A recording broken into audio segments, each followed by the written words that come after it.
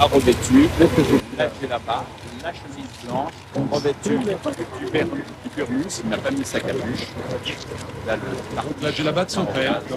il a vraisemblablement la djellaba de son père, celle que Mohamed V portait en juin 1946, au moment où le général de Gaulle l'a fait compagnon de la libération pour l'honorer de ses appuis permanents, de son appui permanent, durant le deuxième conflit mondial.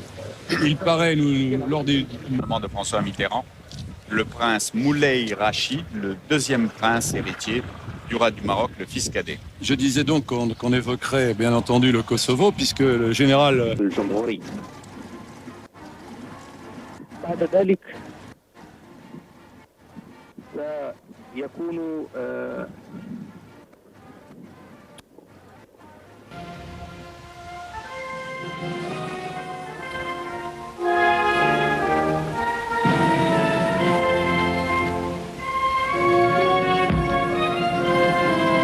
Mission de police, de recherche, de sauvetage.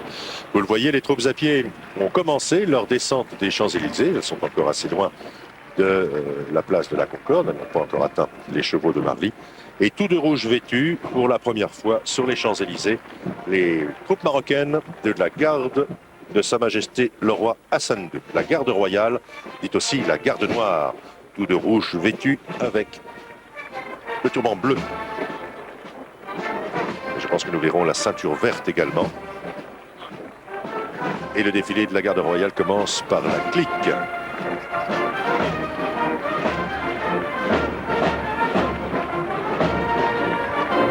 Nous allons avoir l'occasion de les découvrir plus précisément, mais je ne dirai rien à partir du moment où ils approchent de la tribune officielle, car les soldats de la garde du roi font eux-mêmes un peu la sonorisation de leur défilé. Ils sont 500 aujourd'hui sur les Champs-Élysées. 500 sur un effectif global d'environ 3000 hommes.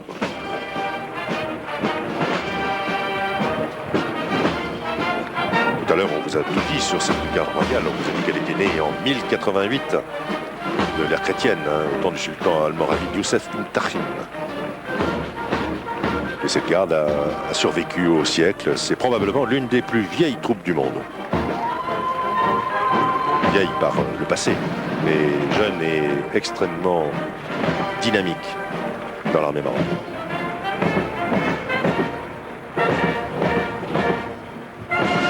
Voilà, la garde royale du Maroc pénètre sur la place de la Concorde.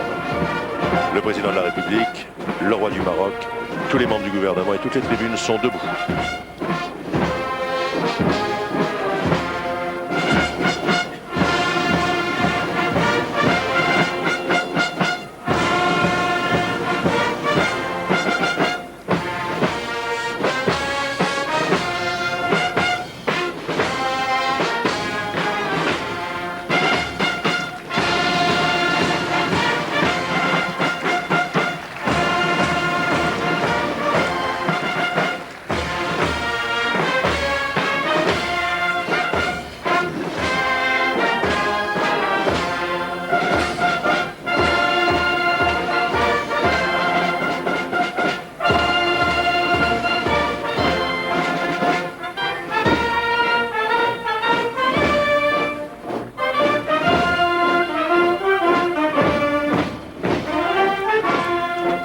Derrière le colonel Zbiri Mustafa, les compagnies d'infanterie de la garde.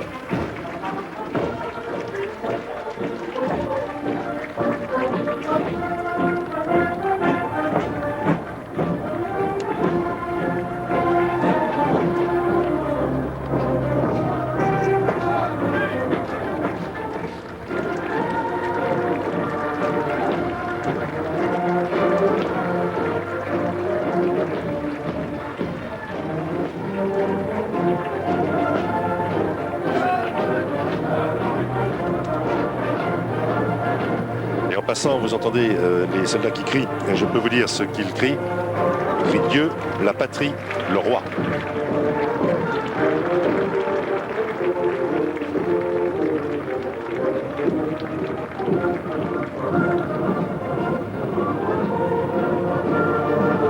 Le souverain chérifien qui regarde passer sa garde.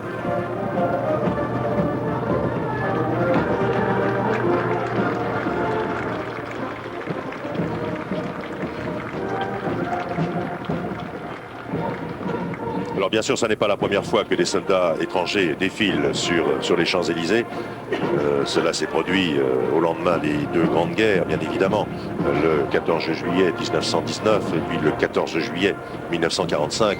Des soldats appartenant à des armées étrangères ont défilé. Il s'agissait de soldats américains, anglais, tous les alliés qui avaient combattu pour la libération du pays ont défilé ces années-là sur les Champs-Élysées.